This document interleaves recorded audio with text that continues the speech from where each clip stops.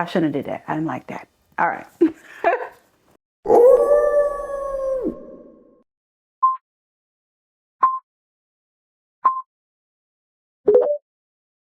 Hey, this is part 2 of my, I guess, my post-op and just a little chit chat. I'm not eating, but a little chit chat.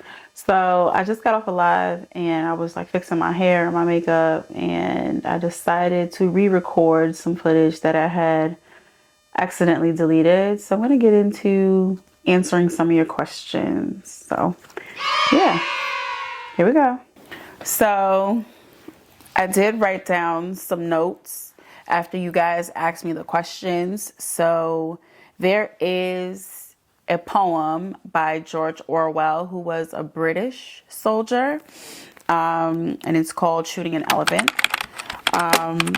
In this poem, he struggles with the lack of confidence in his role as a colonial officer, ultimately making a decision, which was killing an elephant, not out of conviction, but to meet the expectations of the crowd.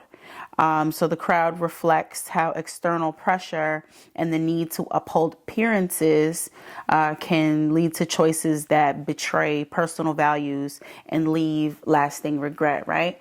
So I identify with George Orwell because if you look at who I presented as at that time, that was truly me. But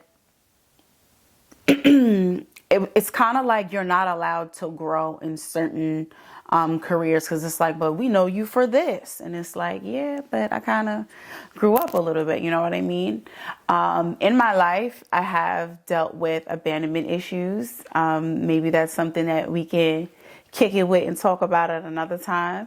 But when I put myself out there in regard to the 15-second videos on Instagram and you guys loved it and you guys supported me, you guys truly felt like, and I know that you are, my family, because you loved me for exactly who I showed myself to be, right? I never thought that it was going to get the attention or grow to what it did. I was just simply being myself. And that did come with expectations, same as George Orwell. He, let's just say, if you read the poem, he doesn't sound like, you know, an outgoing person. So he chose to be an officer. So when he put on that uniform, he automatically got the respect or the confidence that he didn't have without the uniform, right? But when he had the uniform on and there was a threat, which was the elephant, everyone just looked at him like, well, you gonna do it, right? Because you the police. And in his heart, he didn't believe that any living thing should die, especially just by being killed. You know, if it was natural causes, cool. But he's just like, caught in between expectations and just like personal values. And I found myself at that crossroad. When I dressed a certain way, when everybody thought that I was a lesbian, that's just how I was comfortable because I wasn't. There's some things, guys, that we need to talk about. I don't want to jump into it right now, but some of my choices were taken away from me in my adolescence, and dressing in a way that you perceived as a lesbian kind of made me feel safer and not a target. Yeah. Ooh, child, y'all wanted this. For lack of better words, I stopped doing music because I needed to find myself. I was showing you guys who I was because I'm always going to be authentically Cayenne. I'm never going to do something just because somebody wants me to do it. There's been opportunities that I've had and I've turned down because they wanted me to sexify it up, be a little more feminine. I can't be fake. You know what I'm saying? I still walk like an action figure in heels. But since I want to wear the heels, you know, I'm going to push through it with a different kind of effort and confidence because it's something that I want to do and not something that I'm being told to do. You see what I'm saying? So yeah, I stopped putting out music because I needed to find myself. And I have found myself to the point where I'm ready to reintroduce myself. And that is why you're kind of seeing me resurface here and there. So please look up that poem, Shooting an Elephant by George Orwell. And maybe you'll relate somehow, some way in there. Next question. Is there anything that I regret? Yes. I'm not sure really in what context the person who asked this is asking me in, but I mean, everyone has regrets.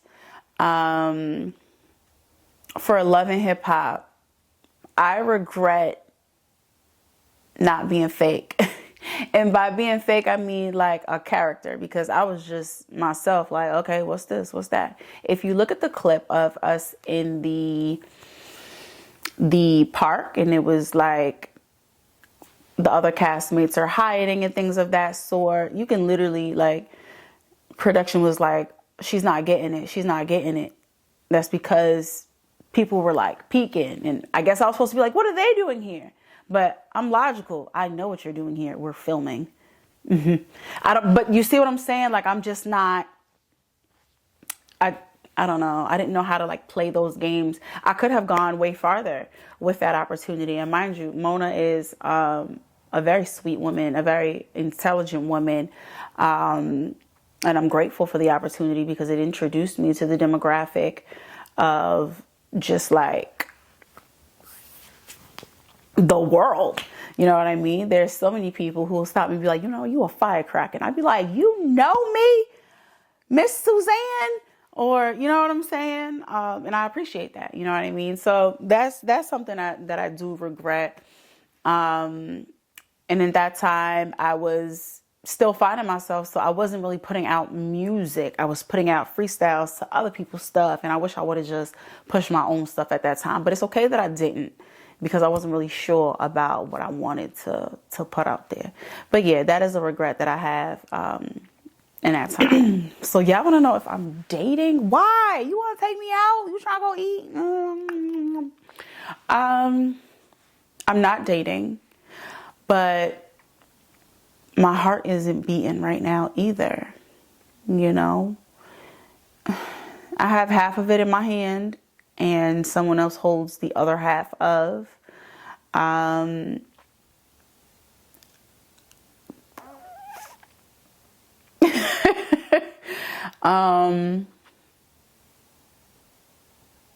Oh my gosh. You know what it is? I numb myself. I kind of just like, okay, that's what it is right now. All right, cool. Next. I never kind of like give myself like time to like sit and think and process things. Yeah. Wow. I'm not available right now. Like, I don't want to pretend that I even want to sit across the table from somebody. This is not my child's biological father. Please, if you're watching this, please, if you need help dating, then talk to me. I can help you do that. But yeah, no, I wouldn't say that I'm dating. I'm not available. I'm not interested. I'm just interested in Cayenne right now. You know, you feel me? Why don't I show my son? It was for a couple of reasons. One being, you know, people can say one thing and really mean another. And my child was and still is an innocent person. I just don't believe in sharing something that was given to you. You see what I'm saying? Like some French fries, I got you. You know, not the squiggly long one, though. Like the long stiff one. Yeah, here, take it. But my baby, I just wanted to protect him from just people, period. And then, you know how you say, oh, when you have a daughter, she's going to be bad. Stuff like that. I don't need that. You're speaking curses over a person's child when you say things like that. And I didn't want anyone to look at my child and speak anything over him and me not have the ability to combat that. You know what I'm saying? But that's why we're supposed to stay in prayer, mommies. So that's one. And then I did have a stalker who I found out was, just around the way guy from the Bronx who got a hold of some K2. I don't know if K2 is bad or if there's I don't know. But he would pop up to places that would be public and not public. And he would have gifts for me and my child. And that just made me really uncomfortable. And I didn't want to, And then lastly, the other reason is because I didn't know who my son was. He was brand new. You feel me? I was just baking him. And then I took him out the oven. I don't know if he wanted to be seen and things of that sort. But he is 8 now and he does want to be seen. So I guess I'll be introducing him to y'all soon. The next question you guys asked me if I had any advice for my younger self or people that are younger than me. Well, I'm not sure if you meant ladies or just in general, but advocate for yourself. I found myself to be a people pleaser because I wanted to fill the voids that I had. So if I really like purple and someone wants me to wear a red shirt and it's okay, I see they really want me to wear the red, but I really want to wear the purple. But if I don't wear the purple, I'm going to be upset at myself. And if I don't wear the red, they're going to be upset at me. And then they probably not going to want to chill with me. They probably going to you know what I'm saying? Not to say that I was the type of person that was gullible or susceptible to peer pressure. But I would people please. That can be, shown in families as well. Oh, she know it hurts my feelings when she talks about my nose, but that's my auntie or that's my, that's my best friend. So you let it slide, right? Advocate for yourself, because at the end of the day, you talk to yourself more than anybody in this world will ever say anything to you. You see what I mean? And I'm still learning at this age that there are right and wrong ways to communicate. So, it may not be the wrong things to say, but the wrong way to say things. Once you decipher your comfortable medium, then I think you're all set. What other advice? Save yourself. So when you're making money, how they say, oh, what do you have in your savings? If you think about it, save. So whatever you put aside, you're going to save your future self. That shit crazy. And it's so simple, right? Save yourself. Whatever money that you get $10, put 3 away. And don't touch it. Act like it was never there. What else? Advocate for yourself. Save. Continue to evolve. Try new things. If you're not around people who are interested in doing things that you're interested in doing, go to the environment that person would be in. You'll find them. Because we may have blood, we may have best friends and whomever, but that's not the end of your village. You have way more. You know what I mean? Never stop writing your book. Keep your pen in your hand and write your next chapter. Let it be something that is adventurous. Let it be something that, displays your resilience. Whatever it is, you're in control of it. So be in control of your own life. So will I be putting out more music? Yes, I'm going to be putting it out. But are y'all going to support it? So it's April right now. I got on TikTok and I don't know. I just had something in my spirit that said I want to do a private dinner party. It'll probably be 30 people. For the venue that I've seen, it holds about 30 comfortably. I'll probably get it catered buffet style opposed to it being served. You guys said that you would come. It is pricey because I have to get a videographer and a photographer because clearly nobody does both. I don't know. That's fine. But 2 Caribbean meals, 1 soul food meal. You know, dig from this, dig from that, have some desserts. I think I'm gonna make it a bring your own bottle kind of vibe. But it has to be dressed to impress, and you're not allowed to invite anybody. That is something that is really important to me. Yeah, this is just my, like, hey y'all, this is who I am now. Like, I'm still me, but this is who I am now. Like, meet me again, love me again, accept me again. You ain't got to, but I'm just saying, just look at it, just kind of consider it. No, yeah, all right, cool. I'm gonna keep on rocking anyhow. But yeah, new music is coming. I'm gonna have my flags there at the birthday dinner. Not the birthday dinner. Girl, you was a spoiled brat. I'm gonna have my flags there, these bandanas, and it says, respect the land, honor the prey, and cherish the pack. And what that means is you respect the land where you are. You know how dogs don't usually want to use the bathroom where they eat, right? So for us being humans, because, you know, we the wolf pack, you know what I'm saying? We respect the land. Respect wherever you are. Whether it's in your room, make sure you clean it up. Respect wherever you are in your relationship with your friends, your family, your whatever. Like, oh yeah, you did that to me. I'm going to respect where we are. Like, I'm not going to consider, well, we were. No, I'm going to respect where we stand right now. That's respecting the land. And I'm going to honor the prey. So sometimes people just kill things for no reason. Sometimes people kill things to consume them for nourishment, right? So when you honor the prey, you give what's deserved. Whether that's good or bad, it's up to you. And it's kind of contingent on what I need.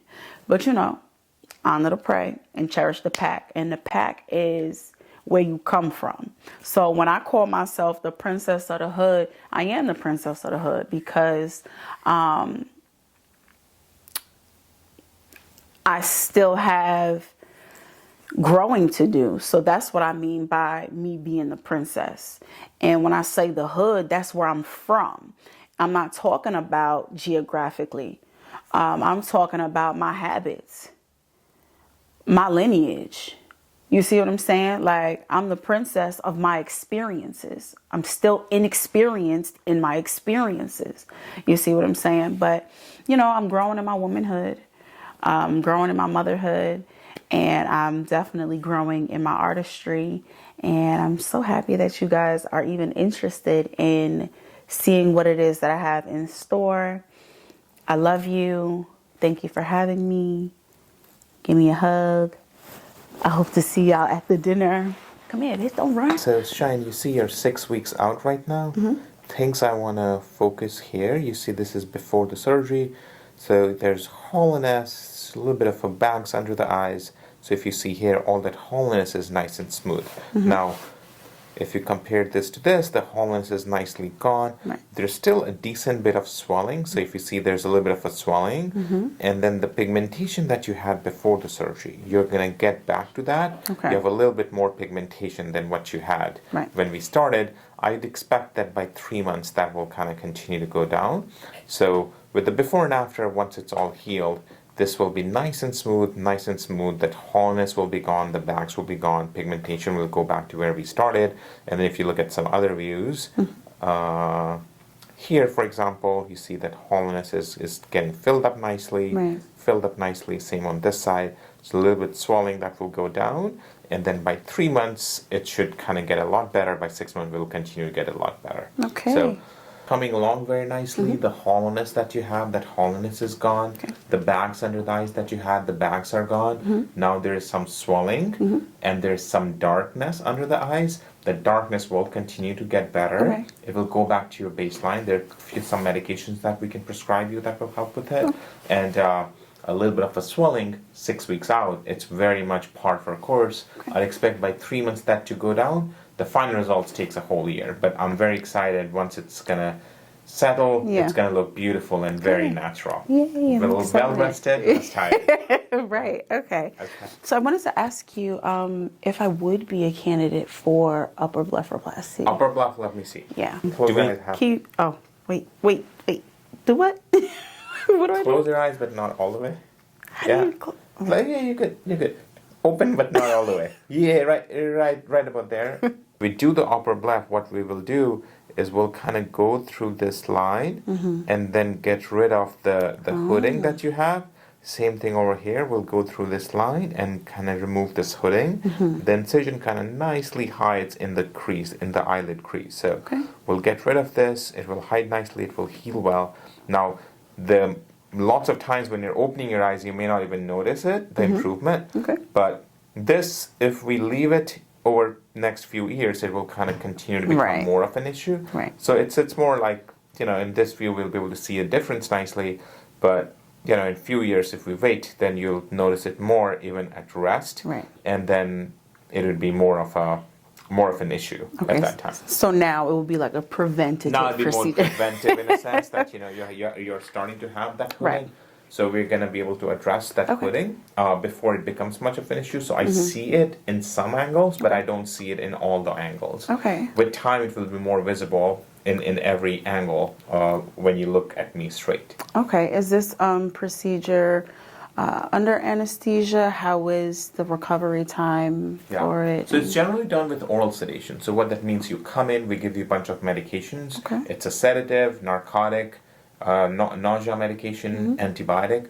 So by the time you go to the OR, you are very kind of sleepy, in a happy state of mind. Okay. Then I inject some numbing solution on top of it. Okay. So that's literally the only time you might have some pain or discomfort when I'm injecting the numbing solution. Okay. And as that kind of goes away, the rest of the procedure is pretty straightforward. Okay. You walk into the OR, you walk out of the OR. Recovery overall is pretty good. Okay. After a few days, you can be out and about. Yeah. You just have a suture, so if you want to wear glasses, you can hide it with that. The suture typically comes off in about a week. Okay. And then continues to heal. Again, that healing can take a month or two, but the recovery with upper bleph is a much less involved than lower bleph and fat transfer that you had. Okay. Which is coming along very nicely, by the way. Okay. All right. Well, you've answered everything. Thank you so much for your time. I'm loving my results. Absolutely.